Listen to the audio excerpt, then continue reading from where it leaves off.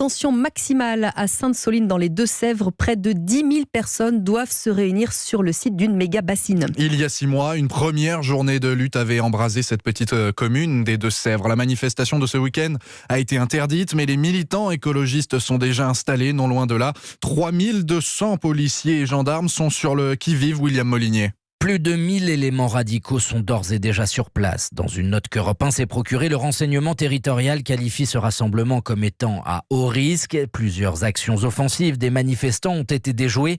Des machettes, des sabres, des engins pyrotechniques ont été saisis hier sur des manifestants qui convergeaient vers les points de rassemblement. Le renseignement redoute des opérations de sabotage menées par des groupes d'activistes sur une ou plusieurs réserves d'eau.